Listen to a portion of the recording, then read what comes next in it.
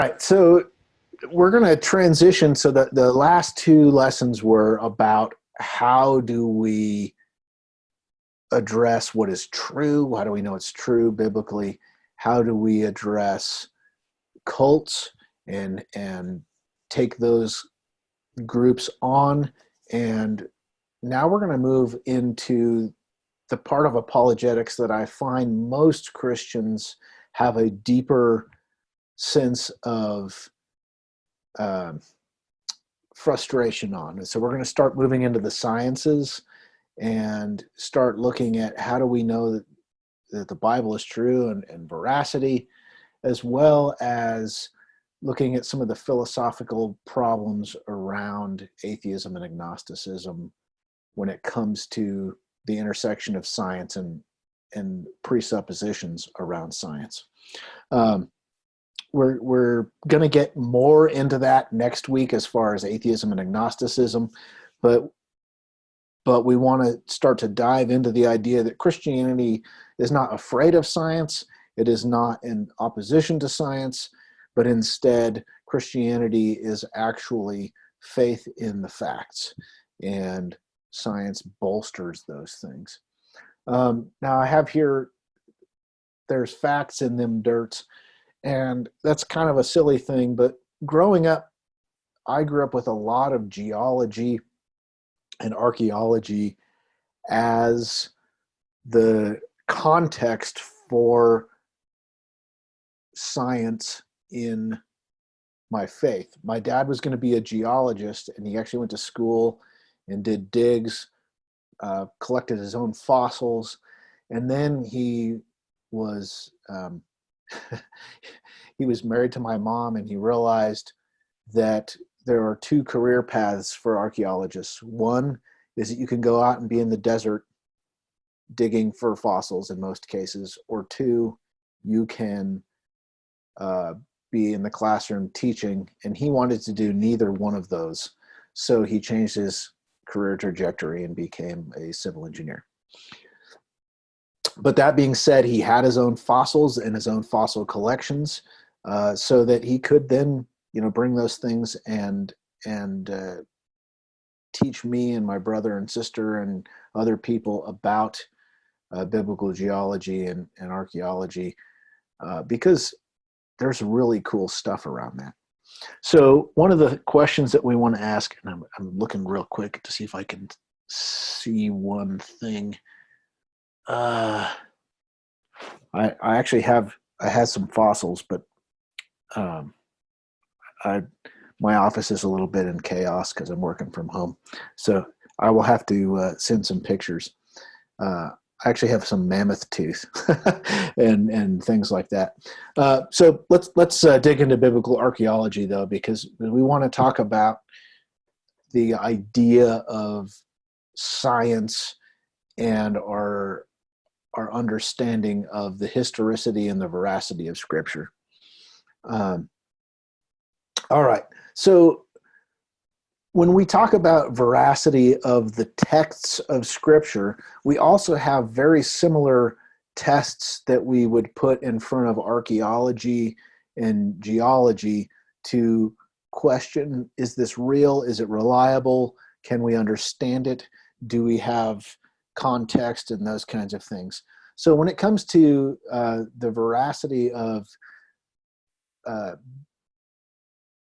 the text, the bibliographic test of it, the first thing is textual transmission. How did the documents get to us?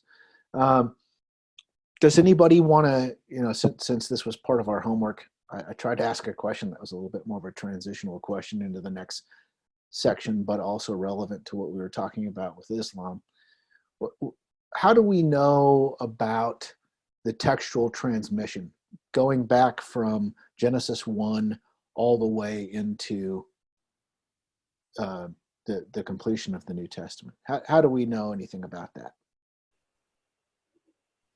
Well, I know the Jews were very meticulous in copying manuscripts. If they made a mistake at all, they would bin it. Like Genesis, obviously, Moses wasn't there to write it, but it was Moses that wrote the book of Genesis. It's written by David, by all the different people in the Old Testament. There's lots of different authors from all walks of life.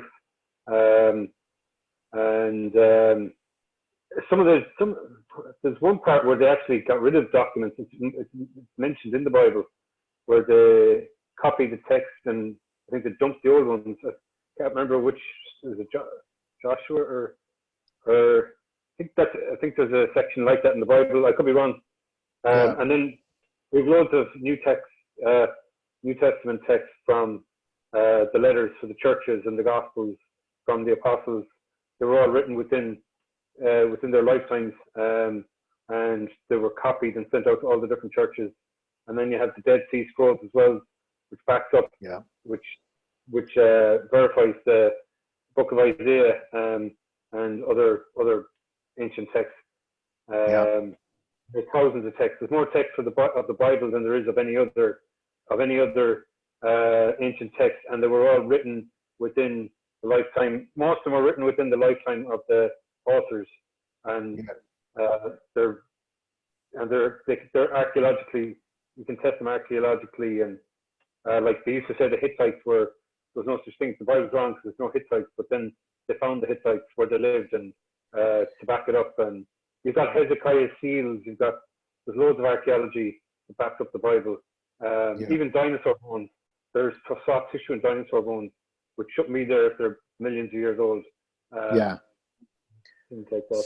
So as far as textual, and we're going to get into that. So I'm going to interrupt you only because you're getting into some good stuff, but outside of where we're going to go today. With textual transmission, and I mentioned this before, this is a supposition, but when Joseph came into power in Egypt as second in command, he would have had access to written language that the Egyptians had.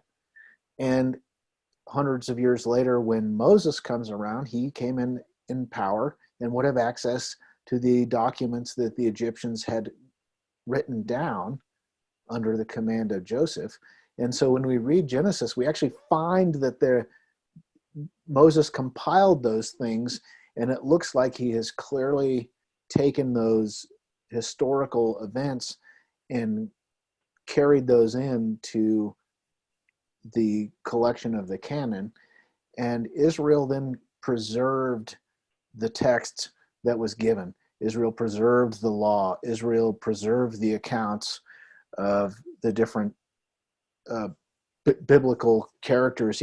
Judges would not be a book that a person trying to only represent the positive side of a nation and its culture and history, right? Judges is a pretty tough book because there's a ton of sin and wickedness, and there's all kinds of things where people did what was right in their own eyes, correct?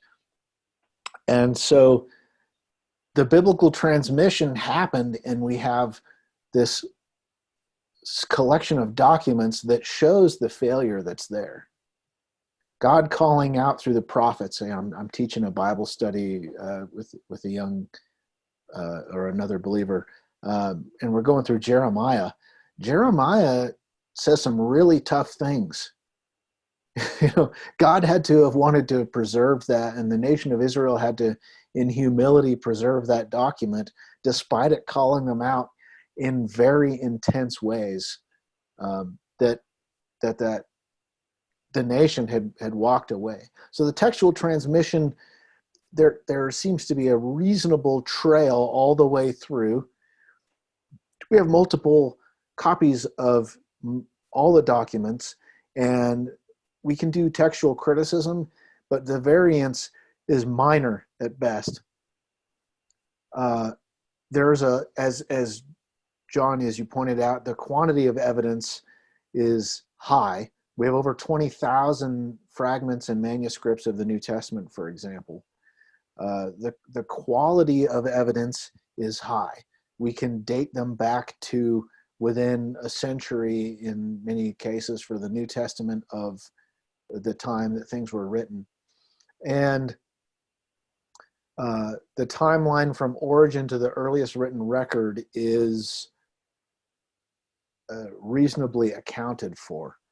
I believe I mentioned this last week, but many cultures still today are very audio and memory oriented cultures.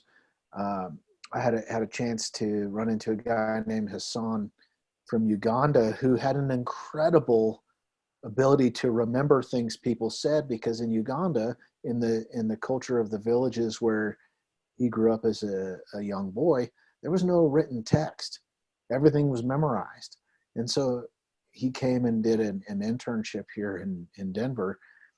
And there were things that my dad had said to him back at the beginning of the time they had together, towards the end of his internship, that he could speak back nearly word for word. And so it was a really fascinating thing to see where our culture and in modern Western culture with the internet and everything else, we've been trained to not remember anything. But historically, before, the cheapness of writing existed like it is today, recording things and having them be verbally, transported through time was not a lossy format like we think of it today. So we have, from the bibliographic tests, we have textual transmission, quantity of evidence, quality of evidence, and then the timeline from origin to the earliest written record.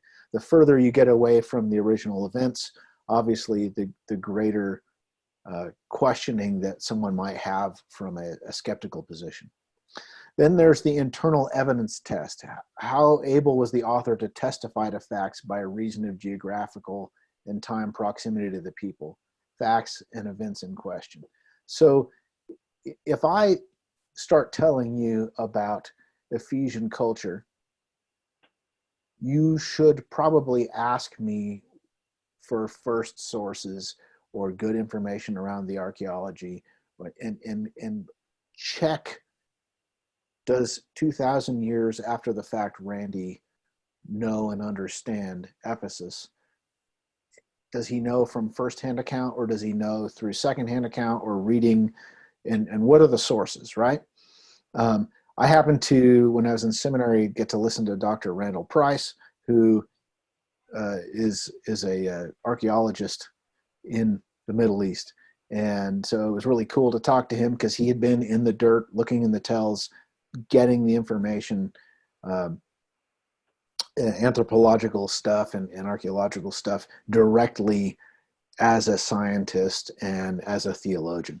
So it was really cool, because the layers of being removed were nearly zero. I mean, it's from a scientific perspective. Geographical proximity matters.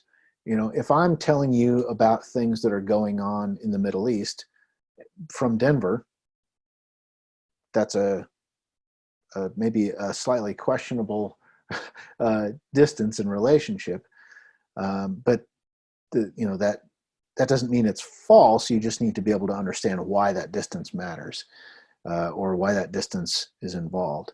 Time proximity matters.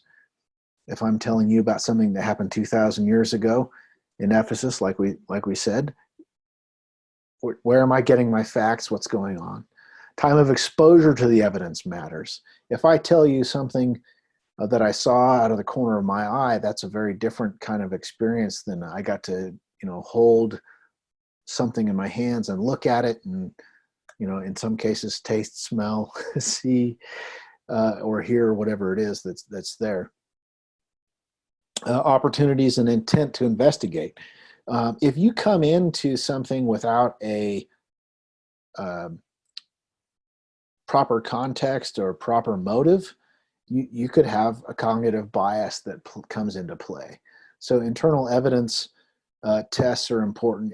If we look at, for example, Josephus. Josephus was a Jewish historian writing somewhat after the time, but he was trying to be as thorough a historian as he could be. today we have a number of archaeologists and anthropologists and geologists who hate the Bible and hate Christianity, who then bring a bias to their interpretation. So that kind of stuff can matter. And then claims and intent of the authors. Is it consistent with reliability? We've heard of many of these so-called gospels where false gospels are presented, books about Jesus or the life of he and his disciples that are written much later in time or written with a malicious intent. So those kinds of things as far as internal evidence matter. And then there's external evidence tests. How well does the testimony claimed in the historical document correspond to facts from other historical sources? When we were looking at Mormonism, there's that section that was the Smithsonian's response to the claims that the Book of Mormon was being used for historical things. And not only did it make statements about the technology that were false, but it had no geographical clarity to be able to even prove that the events took place. There was no evidence, or at least to date we found no evidence, that these Jewish tribes came across the ocean and landed in the New World, as it's sometimes called. I know sometimes y'all call it the colonies, but that's okay. And so all those things kind of come together as far as external evidence tests. If the historical document doesn't correspond to reality, that's a problem. And then there's quantity of evidence and quality of evidence there as well. So the above tests are explicitly stated for historical documents, but they also tie to archaeology as well, as you start to look at the data around tells and the fossil record and all the things that are part of that. Okay, let's kind of dig in here. The Old Testament archaeology artifacts. Here are some examples. This is talking about the king of Israel in the house of David.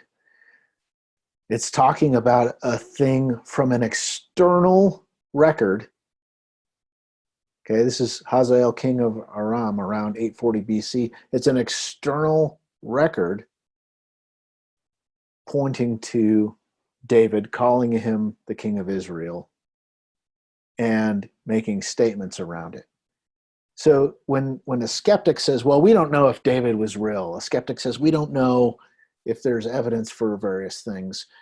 If we can look for external sources that point to the veracity, not just the biblical account, okay?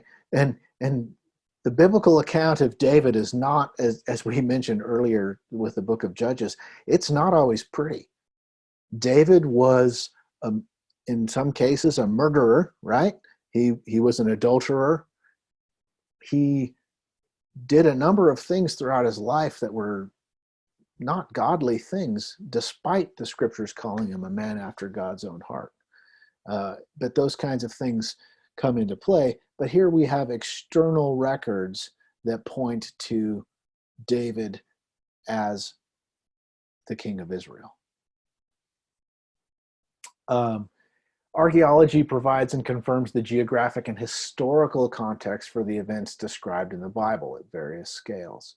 So what's fascinating here is in some places in the Middle East, we have layer upon layer upon layer of civilizations and archaeological and paleontological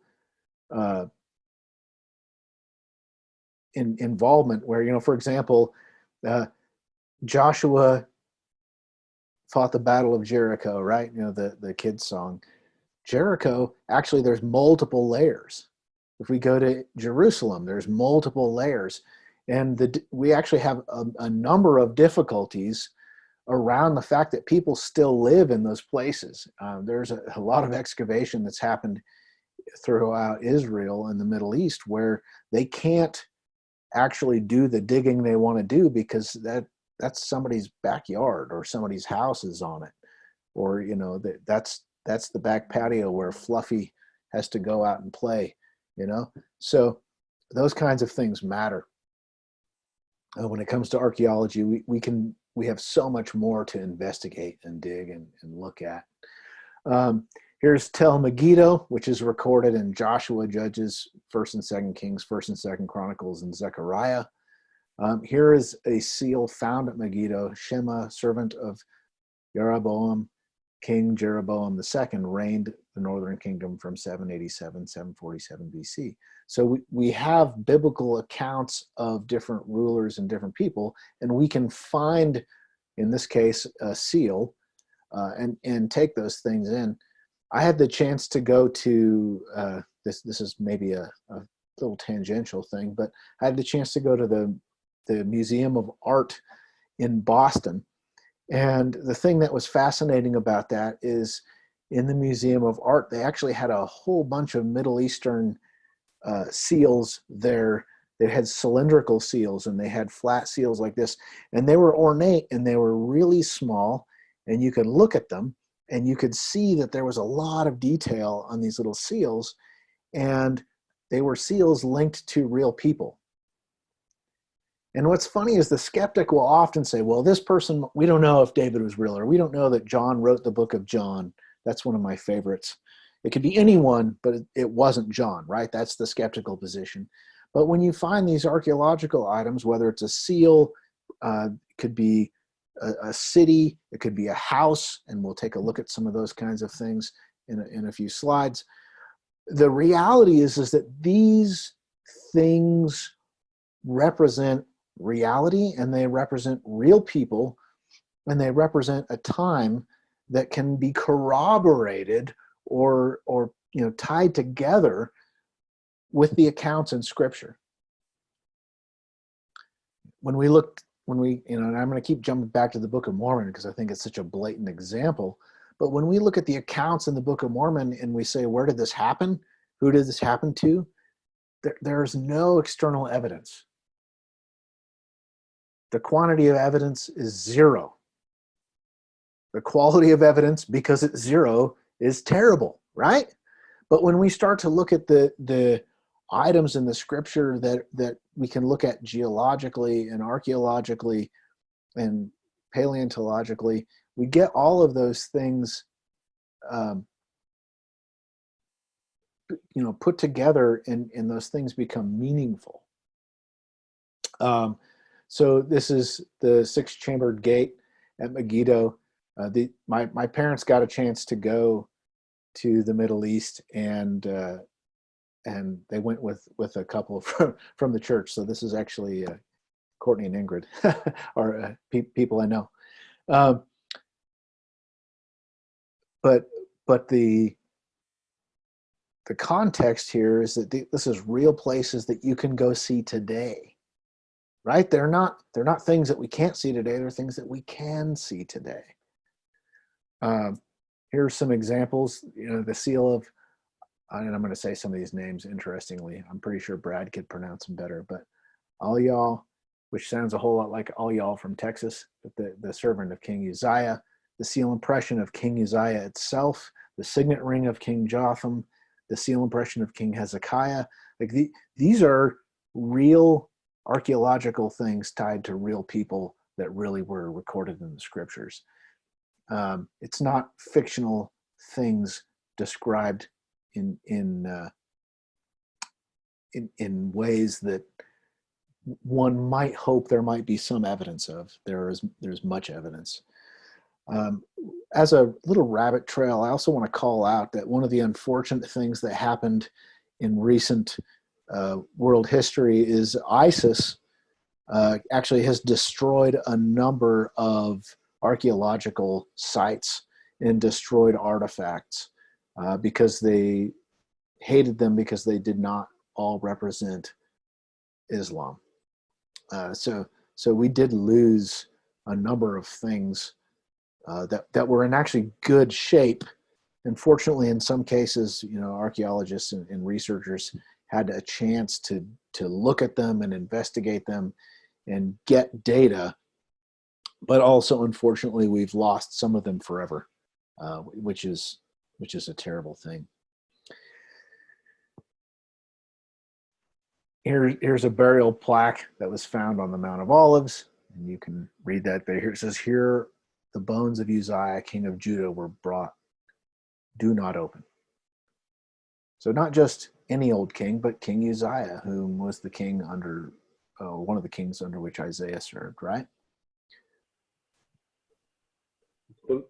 And this is a fun one. As we were saying, people live here, right? So here's Hezekiah's broad wall, but you can see it's like right up next to that the building. There you go.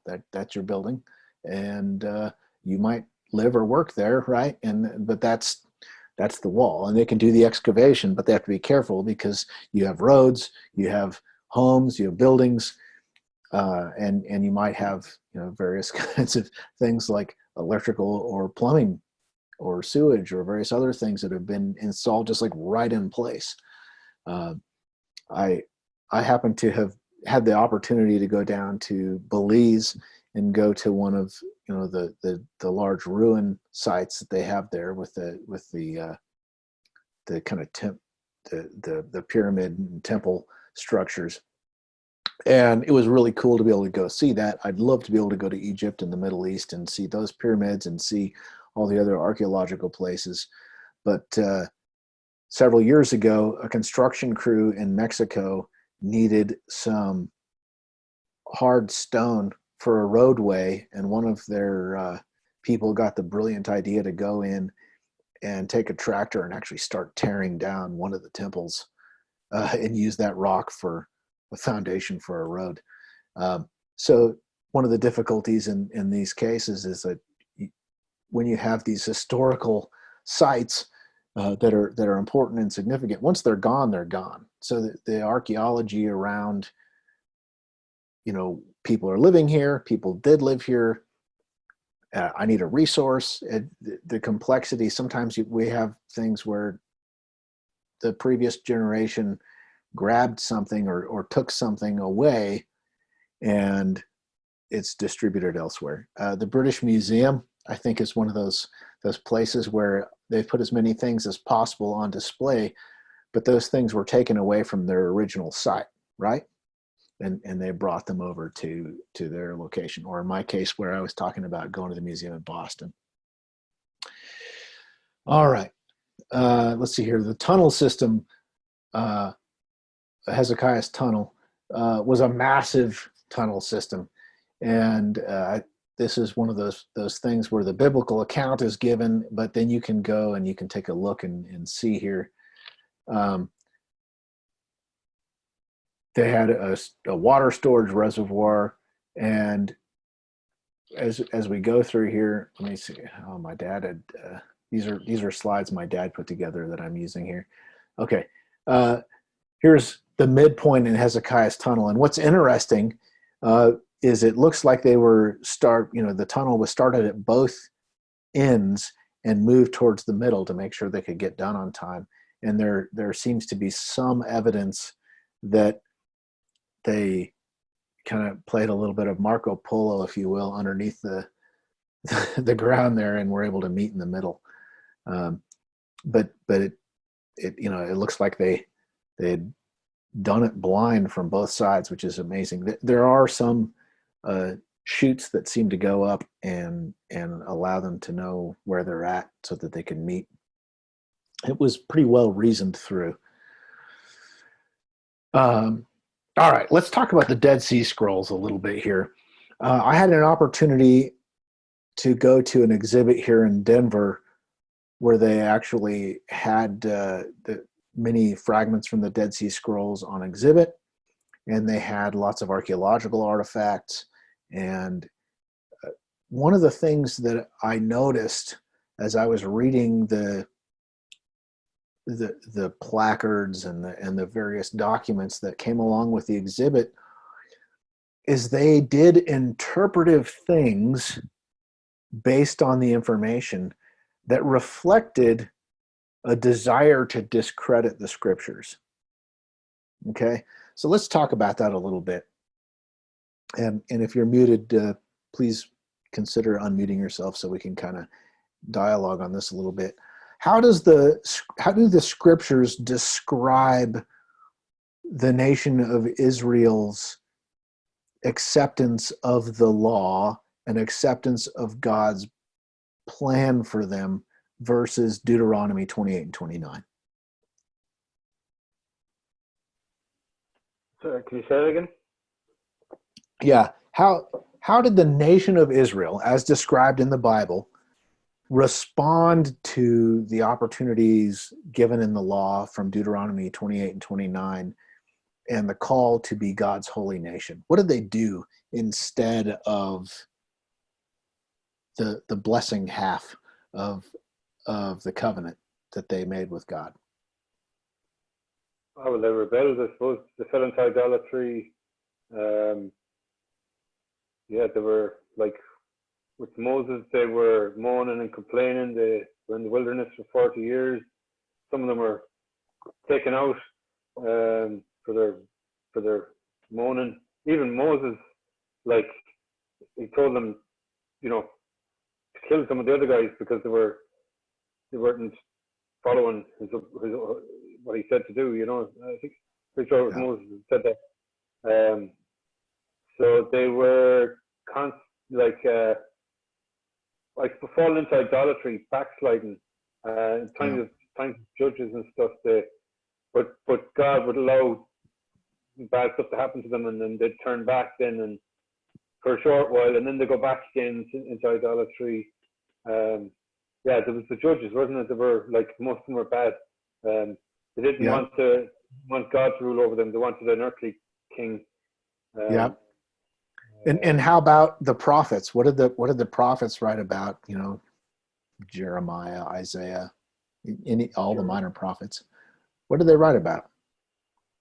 Jeremiah was the weeping prophet. He was like telling them to repent. He was rebuking them, and they were trying to kill him, I think. They wanted to put him down in pits and stuff.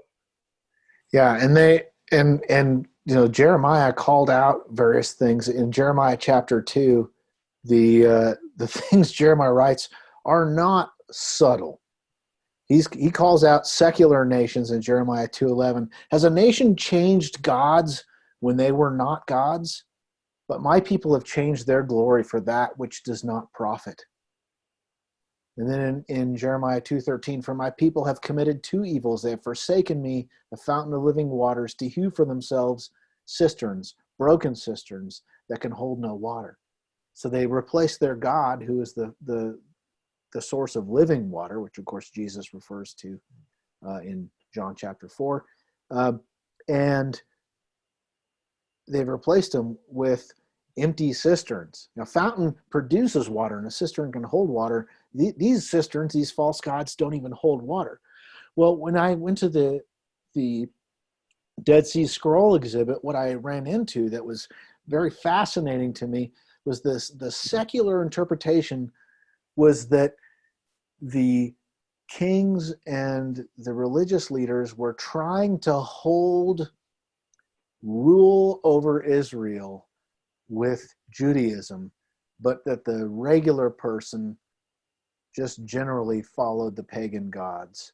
And instead of describing things from a biblical account, which is that these people have walked away from God who's provided for them, they took that biblical account and they set it aside and replaced it with this idea that these people really didn't believe, and it wasn't really a religion that had much veracity, and it lost a lot of its value and power, and it just went away as a passing fad, which is a very different way to interpret the accounts that were there. We have the biblical account with real information, with real prophets and real authors and historians documenting what happened, and then you have these secular people modifying their description of what took place.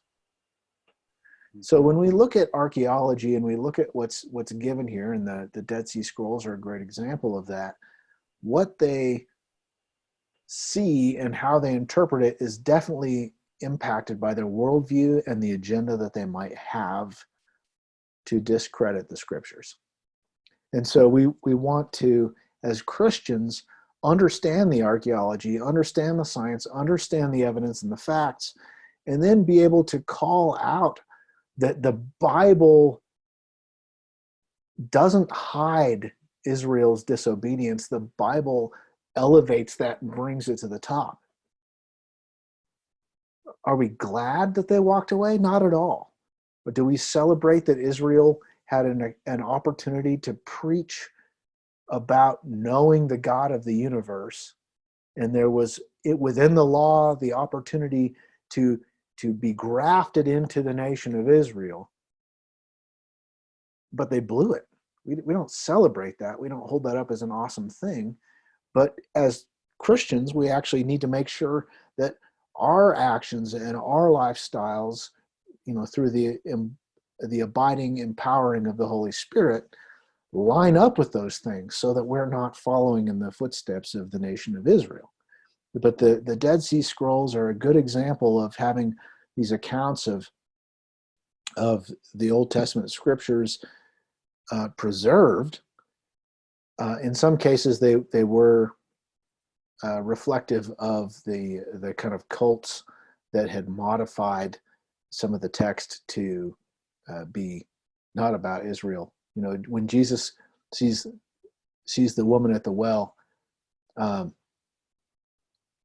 what does he engage with the woman in the well, and what do they talk about with the mountains there? We worship what you do not know. We worship what we know. Yeah. And so there are some things in the Dead Sea Scrolls that reflect a different, I'm going to say sectarian, but that's not quite the right word, a different religious group who'd adapted the text. So it is a thing that, a secular person to say, oh, the Dead Sea Scrolls are different from the Old Testament of the Bible. They're not massively different. There are some specific changes that have been observed. And that's where we get into things like textual criticism, where we can look and see what's there. We can justify the translational variance and or the difference and call out the difference. That's one thing with textual criticism, is there's a number of people who are afraid to say that there's variance or difference, but that's very similar to Paul's calling out to the Corinthians. What does Paul tell the Corinthians about some having to be bad teachers? Oh, so that those of you who are manifest, so that those who are approved may be made manifest.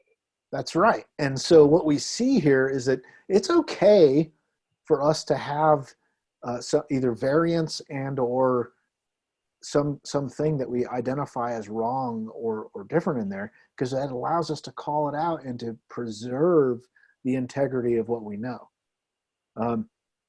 I once had a relative bring a pie to a holiday party.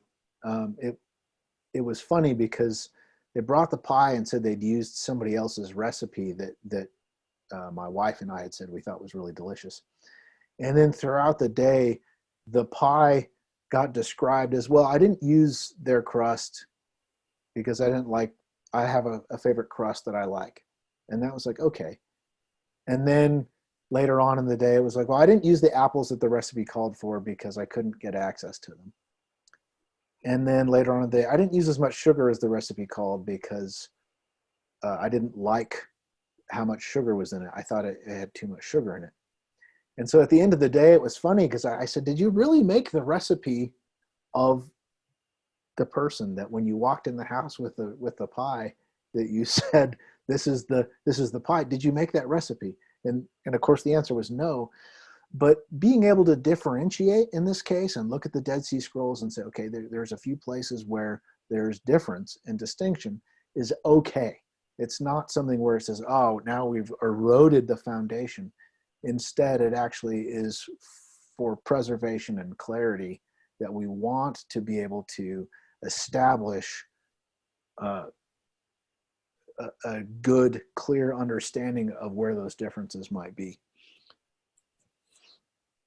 So that's maybe not the experience you might expect from the Dead Sea Scrolls, where some people want to hide the mistakes. We want to be able to call those out, because then we can have confidence in what's there. All right, Yeah, so go ahead. I've heard so much since I got saved. Like, I was like, when I first started, all the manuscripts are in agreement, and then Dead Sea Scrolls are in agreement. Then you start hearing different things. You're like, oh, wait a minute, what I heard, what I believed in the past is not really true, is it? Like, you're just like, oh, that's not true. Oh, that's not true. And you're like, okay. Yeah, well, the thing is that the variances are in a very specific place and way that reflect the geographical nature of things. Like the Sumerians, they believed and modified through the Sumerian desire to separate themselves from Israel, those things.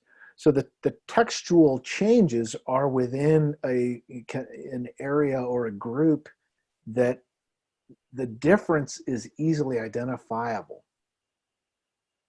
And it's explainable. Go ahead, Brad. Just a quick clarification. You meant Samaritans, right? Did I say Sumerian? Yes. Yeah. I know you didn't mean to, but I just wanted to. Thank you for clarifying that, Brad. Every once in a while I do that. And they sound similar, but it's embarrassing. No. Just wanted to make sure that I wasn't hearing you wrong and thinking. I think he says he's meaning Samaritans, but yes. Thank you for that. Yeah. Every once in a while I swap in the wrong word. And malapropisms are fun if you do it on purpose, but otherwise that's error. I do it all the time. Yeah. So here's a view looking down at Jerusalem, right? And so here you can see, this is modern day. You can see that there's city built over almost all of that region where people are living. And so the archaeology is difficult. Being able to dig in and do specific things at different layers is difficult.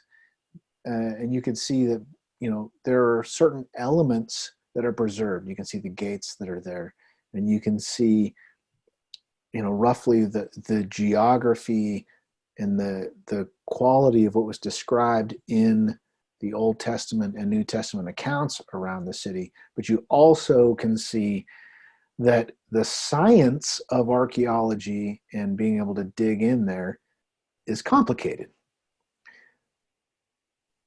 So let's keep moving here real quick. Oop, there we go. You can say that's the new layer.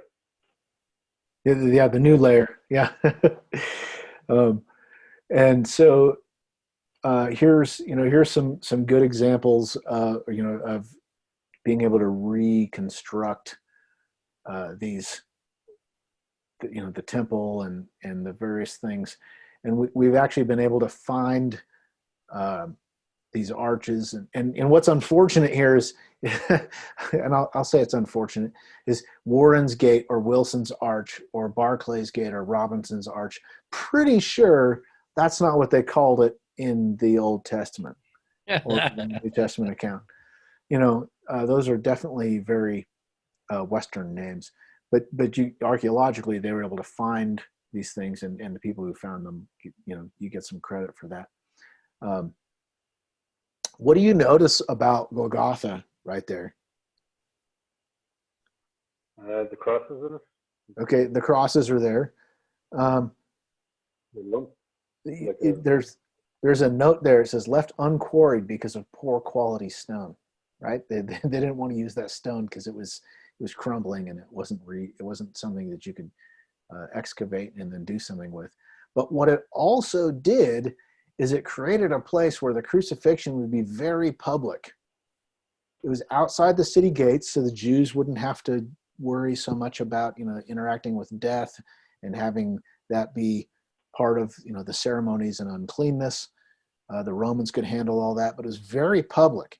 Now, last week we talked a little bit about the swoon or the substitution theory that skeptics in Islam have put forth those two theories to explain why Jesus did not die on the cross, right? Do you think with such a public display, people would have been able to be fooled? No way. This would have been very public, and it would have been very visible. Even from within the city, you would have seen, oh, 3 people are getting crucified. And attempts at deception would be difficult to pull off. The other thing that's worth calling out is that if Christ was being tortured and then he had to drag the crossbar, that, as we understand it with our modern understanding, if he had to drag that crossbar any distance out across this space, it would have been a tremendous effort, right? He's not carrying that cross beam after having been tortured and hit on the head and abused, and you know, he's not going to be putting his Nike sandals on and just running across the dirt there with the inconvenience. He's doing, you know, I say this as a pun, you know, CrossFit. That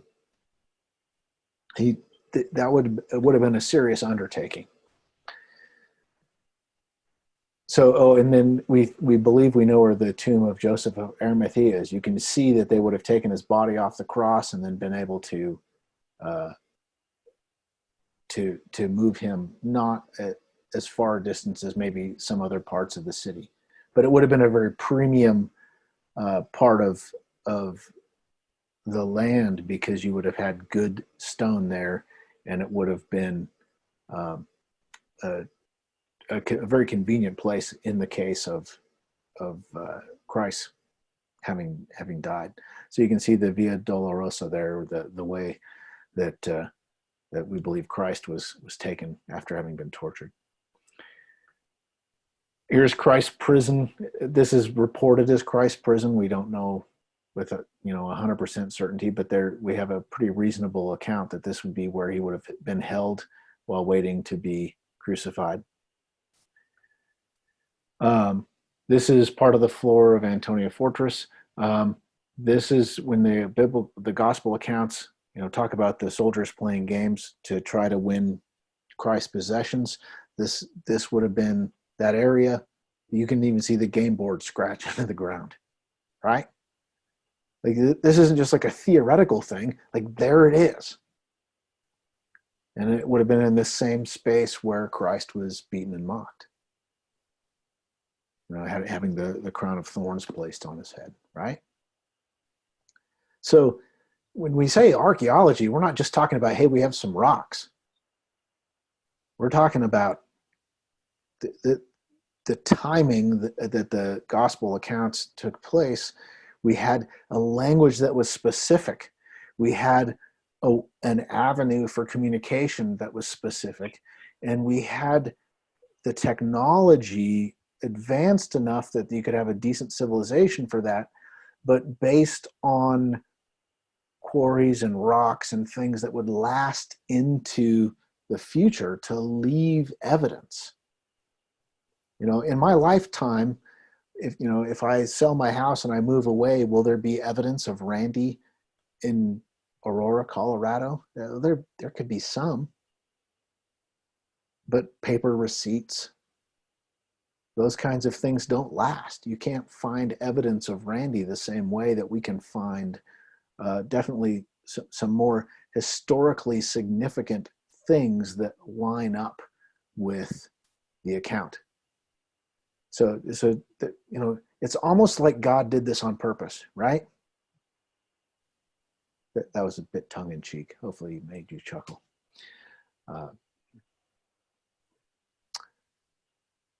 All right. So here's some of the stones placed under the direction of Herod, the not so great. And they were placed without mortar, and they were up to 570 tons. Those stones are so tightly placed and perfectly placed. The precision craftsmanship there is unbelievable. The quality of what was done there was incredible, but it holds to this day. We can still see it. And here's some of the, the Romans dumped the temple blocks off the Temple Mount. Jesus said, here's the account from Mark 13, 1-2. As he was going out of the temple, one of his disciples said to him, "Teacher, behold, what wonderful stones and what wonderful buildings." And Jesus said to him, "Do you see these great buildings? Not one stone will be left upon another, which will not be torn down."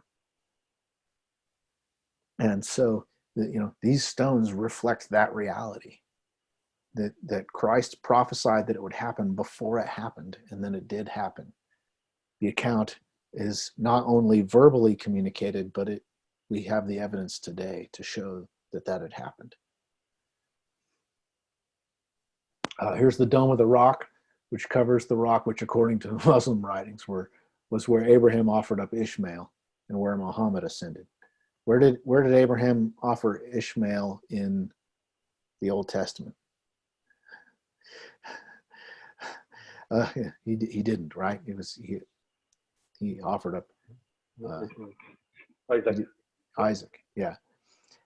What's really cool is Dr. Lean Rittmeyer was allowed to go into the Dome of the Rock and take pictures and measurements before the Muslims made it off limits for non-Muslims to go in. So we actually can see in there, and we can look at it. It happens to be one of those things where it's also where the Holy of Holies was, and the Ark of the Covenant would have been. And so those kinds of things, here's where we think the Ark of the Covenant was, with this little white box there, right? And so these kinds of things we can get some information about it, but that's a really powerful archaeological reality around those things. Here are some examples of Pontius Pilate and the inscription there. One of my favorite interactions in Christ's interactions with the Pharisees is they ask him about paying taxes, right? And he says, "Well, bring me a coin." And he says, "Whose face is on this? Whose image is on it?" And they say, "Well, it's Caesar's." He says, "Well, give to Caesar's what is Caesar's." And his condemnation in that is that whose image are you in? Give unto God your father's, because you're in his image. Everything, right? He calls them out on it. But here we have these coins where there's Pontius Pilate inscripted here, and then we have these different coins that are involved with different ages. And then here's a Caesarea Maritima, and Herod the not so great had this constructed. It was a Roman military compound in Port City, and it's a beautiful reconstruction of it. But these are places that biblical events took place, and we can go back and check it out. Now I want to move forward here. One previous attack on the biblical texts was that there were supposedly no synagogues in the first century. And yet the New Testament talks about there being synagogues. Well, what they said is that there's no synagogues, but as it turns out, we actually do have synagogues. Here's the Synagogue of Magdala, okay? And Jesus taught in this synagogue in Luke 4:15, and it turns out that, there is a synagogue here. And it did align with the biblical account in the time being. And you and I, if the Lord allowed us to, with our money and our time, could go there and walk in this same place that Jesus taught and see it. So there's quite a bit to be said here. That the skeptical attack is, hey, this is all bunk. But the reality is that it's not. And even when there's attacks, often when we have more time to do the further investigation and dig into the tells and dig into the archaeological sites, we find that, not as a surprise, that there's veracity, that there's reliability that's there. Here's a boat that was found on the water's edge near Magdala. we don't know for sure that Jesus got on the boat, but we found these parts and pieces of the boat, and we can take a look at them. And here's a picture of the boat. This is the kind of the over from the top view, but here is the boat from the time of Christ, and you can go look at it, and you can see it and smell it. You can't taste it. I think that's against the rules. Here's where the Sermon on the Mount took place. You can go there and check it out. You can imagine that a large crowd could gather there and hear.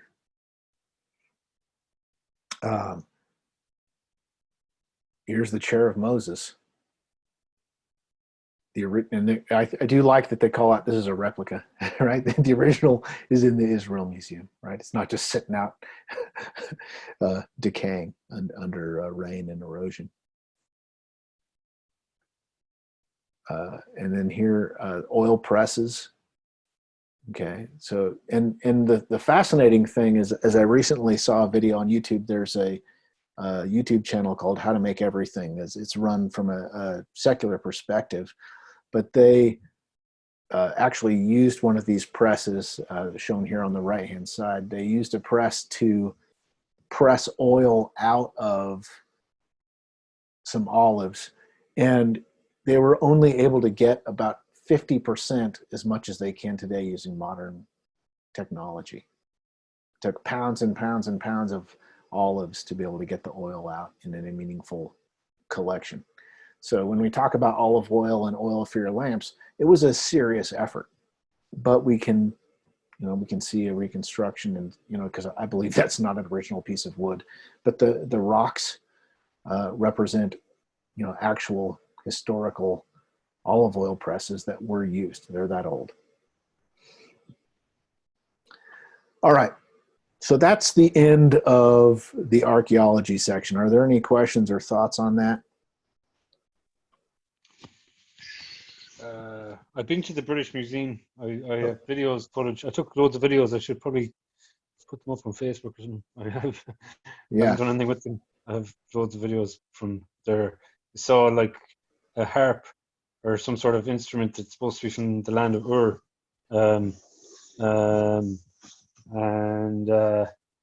What else?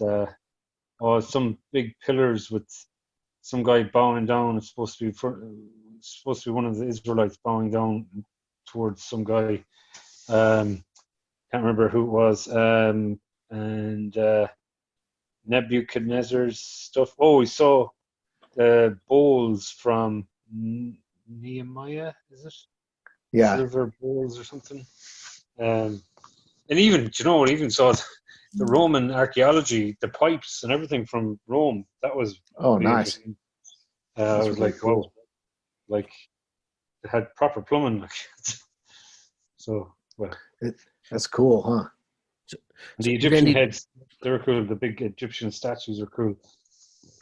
Randy, did you have another section after this? Actually, I have one other thing that's not in my slides that I want to talk about, but if you want to cut it short, we can do that. No. I was going the other way. I just had a question that might take a little bit of time for you to answer. It might not, but it might. Okay. And I didn't want to. Go ahead, because the last thing I want to talk about is the ossuary of James, the brother of Jesus. Awesome. And but go ahead. What's your question? Well, so my question is that it's kind of interesting because we do these apologetic measures, right? We find these things that are dug up, or we prove that we can prove. We have evidence, I should say. We have evidence that that David existed, or even if we were to say find the ark, right? Yeah. Even if we can prove all these things or show good evidence, again, I got to stop saying prove, show good evidence for these things, we find that we have to ask the question, like, does that necessarily create faith in someone? I mean, someone could easily say, you found a boat. I still don't believe. Even if Noah was a historical person, I don't believe. Yeah. Or, great, you proved David, you proved David. So, and he existed, as the Bible says. So what? I still don't believe that God made up a promise, which is kind of interesting because I think sometimes we operate under the fallacious idea that if we could just prove it, people would believe it. And I think that can give us a sort of misunderstanding of the importance and the value of this kind of apologetic study. So I guess I just spewed out a bunch of ideas. Would you comment on those ideas? Sure. I'm really interested in your viewpoint. When I was in seminary taking as many of the apologetics classes as I could, one of the things that hit me the hardest was the problem that I cannot convince someone else to have faith. That's not how salvation works.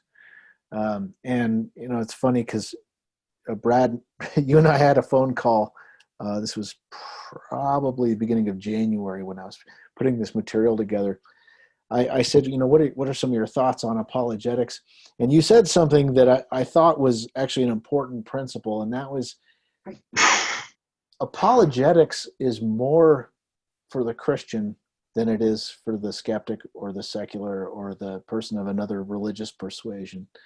And I don't think you were trying to bait me into that, although maybe maybe you're looking for me to say that. But the reality of the situation is that I need to have faith in the facts. I need to have faith in the reliability of what is real, in the principles of truth. But I can't make someone else believe that. Our reading of Romans chapter 1, where we talked about suppressing the knowledge and then substitution in philosophy, as Paul calls them out for, replacing the creator for the creation. Suppressing all of those things, that is a personal internal decision that I can't fix. I can't change someone else's thinking and someone else's actions, and that's difficult because fundamentally I want to be able to persuade people. Peter tells us we need to be able to give an account for why we believe, but that is not the same thing as being able to convert anybody left and right because we're the most knowledgeable. Is that kind of where your question was going? Yeah, I mean, quite a bit. So I just think that it's interesting. Something that do you know Jason Lyle? Not personally. Yeah, well, right. Sorry. Do you know of Jason Lyle? I don't know him personally either. No. He's a physicist at CU. Okay. Who's a creation scientist, believer, young Earth, the whole deal. Great guy. Really fun to listen to. Really fun to read. Lots of good books. Worked with the ICR for a while. But anyway, he pointed out in one of his talks, I think it was more on like logical fallacies in people attacking faith, and he said, we can't change their hearts, but we can shut their mouths. Oh, right? Wow. Great quote. Wasn't it right? I thought so too. Like there is something valuable about being able to stand up. I remember years ago working at the middle school. I was a middle school maintenance technician or janitor or whatever you'd call it. Kind of. And I was having conversations with all these people who, we were all degreed. So it wasn't like they were trying to like hold their academic prowess, but they'd seen something on the History Channel where the Bible was written in Akkadian or Sumerian or something. And wow. No, there's no documentary evidence for what you're saying. So it was helpful to just point out to them, like, I spent a lot of time with this, and wherever you're getting information from, you have to recognize you don't know anything about what you're talking about when you talk about the Bible. So you shouldn't. I had a class in college that was similar, where it was a humanities class, and the teacher decided that humanities meant attacking Christianity. That was her interpretation of humanities. And she said Paul was a fur trader. And I was like, I don't know where you got that from. And she's like, I said, the Bible says he was a tent maker. And she goes, well, fur trader, tent maker, he would have gotten the furs and made money. You could make a tent out of the furs or something. And it was just like, listen, you're reaching. This is not you being intellectually honest. This is not you addressing Christianity. Like, the thing is that as a Christian, I might be able to make attacks on Christianity for the lives of the people who make mistakes. But the archaeological side of it is actually pretty solid. The textual side of it is solid. Now I have to deal with the flesh side of things, the soft side of things, the cultural side of things. So we need to be able to have answers around that, but we can't convince everybody to think the way that we think, but we can definitely defend against the error. And that's challenging. The number one thing that I've heard people say year after year after year is, oh, well, the Bible was passed down by word of mouth, and we know how reliable that is. And they always cite some kindergarten or second grade telephone game, and that's it. That's the whole their argument. I was once in elementary school, therefore I know the Bible is wrong. If you said that way, they would be utterly like, well, that can't be true. But that's what they're saying. Yep. And so we want to be able to identify, one of my favorite apologetical recordings to listen to is there's a good number of recordings of Ravi Zacharias. And I don't always align with Ravi Zacharias on everything, but there's recordings of him, and he does a really good job, if you haven't had a chance to listen to him, of identifying root assumptions of the people who come to him with questions about apologetics or philosophy. And he does a good job of that. One that is always stuck in my head is there was a young man came up to the open mic question and answer time and asked him, how do we know that we're really here? And Ravi Zacharias said, as soon as you figure out that you're here, I'll let you ask me that question. But the thing is that he got to the root of the assumption, and then he was able to address it head on. People will ask questions that we don't have answers to, and we need to be able to say there's not an answer for that at this point in time. It doesn't mean there won't be, but there might not be, right? But when we talk about things in their relationship to reality, science is not something Christians are afraid of. Archaeology proves out at least the veracity of the geographical places, and that there were cities there, and that the cultures existed, and the information is not made up about the people that are there. Dr. Luke was very specific about the titles that he gave different people, and so when we go back and we look at the anthropological evidence, it's actually there.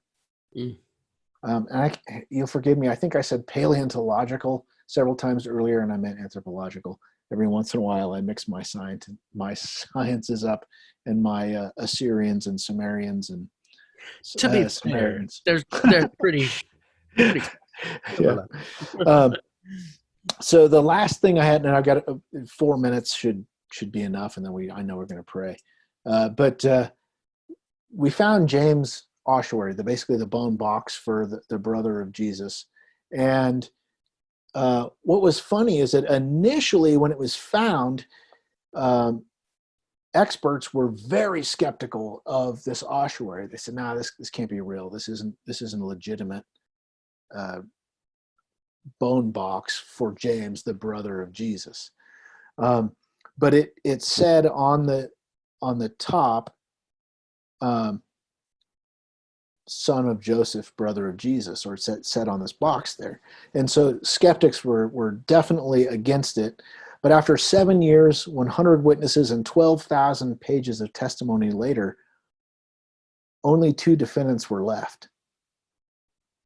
And the question was, did somebody make a fake bone box? There were 116 hearings and 138 witnesses. And as I said, over 12,000 pages of transcripts were recorded, 52 experts, and it was proven to be legitimately the bone box of James, the brother of Jesus, son of Joseph. It's very specific. It's not James, brother of Jesus, or James, son of Joseph, but it's, it triangulates both. And so I think it's worth calling out that the skeptics came and attacked this archaeological evidence.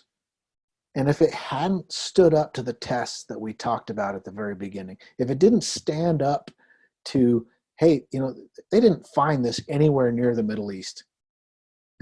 This was up in Rome. Well, that's not, it was over in Rome. Well, that's maybe suspicious. it wasn't up in France. That'd be really suspicious. It dated to the appropriate time. It was geographically to the appropriate place. It textually had references to characters that would have had to have been in perfect alignment. So the ossuary of James was actually a useful example of real archaeology, real anthropology, and real people being able to apply science and credit the scriptures and prove the veracity. So that's just one last thing to tie in with the archaeology.